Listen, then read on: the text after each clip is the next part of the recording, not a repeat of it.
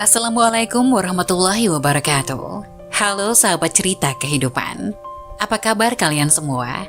Syukur alhamdulillah kita bisa berjumpa lagi di channel ini. Salawat dan salam selalu tetap tercurah kepada junjungan kita, Nabi besar Muhammad SAW. Tidak lupa kami sampaikan salam sehat, salam sejahtera. Semoga kita semua tetap dalam lindungan Allah Subhanahu wa Ta'ala. Seperti biasa, kita akan berbagi kisah dari yang unik, menarik, sampai bikin nangis. Semoga bermanfaat.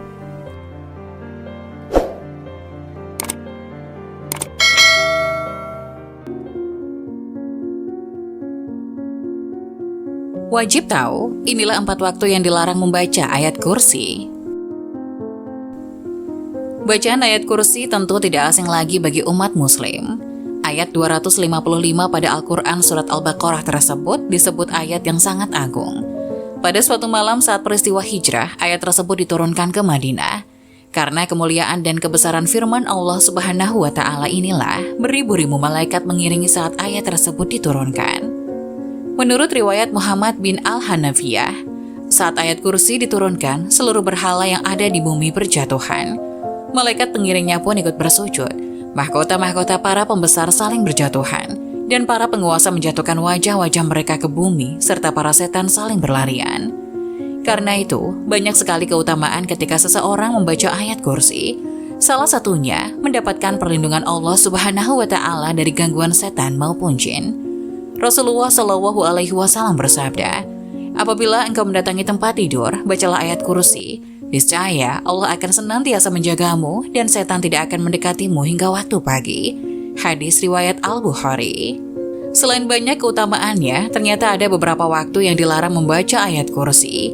Jika dilakukan, bukannya mendapatkan pahala, justru mendapat dosa. Berikut ini adalah 4 waktu yang dilarang membaca ayat kursi. Saat ruku dan sujud dalam sholat. Larangan membaca ayat kursi pada saat ruku dan sujud dalam sholat sudah tegas dilarang oleh Nabi Muhammad SAW. Rasulullah SAW melarangku membaca Al-Quran saat ruku dan sujud. Hadis riwayat Muslim. Karena itu, jangan asal membaca ayat kursi di antara 2 gerakan sholat tersebut, karena sudah jelas ayat kursi menjadi bagian dari ayat Al-Quran. 2. Dilarang membacanya di kamar mandi. Ahlul ilmu menyebutkan bahwa tidak boleh seseorang membaca Al-Quran ketika berada di dalam toilet, sebab hal itu mengandung penghinaan kepada Al-Quran. Karena itu perhatikan ucapan-ucapan yang kemungkinan terlintas saat hendak masuk ke toilet. Membaca ayat kursi di toilet atau bahkan kamar mandi adalah hal yang sangat terlarang, sebab menyalahi adab dalam membaca Al-Quran. 3. Dilarang membaca saat hadas besar.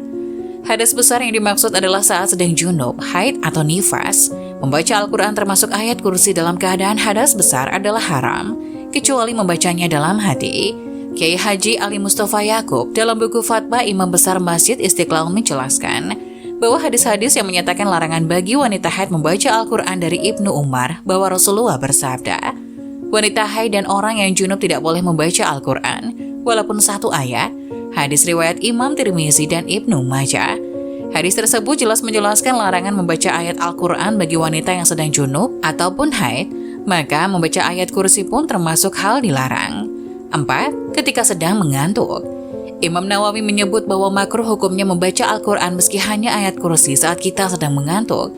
Hal ini bertujuan menjaga kemungkinan salah baca sehingga merusak atau merubah bacaan dalam ayat Al-Quran tersebut. Pendapat itu pun diperkuat dengan penjelasan dalam sebuah hadis dan Abu Hurairah bahwa Rasulullah SAW bersabda, apabila salah satu di antara kalian bangun malam sehingga baca Al-Qur'annya menjadi kacau sampai dia tidak sadar apa yang dia baca, hendaknya dia tidur.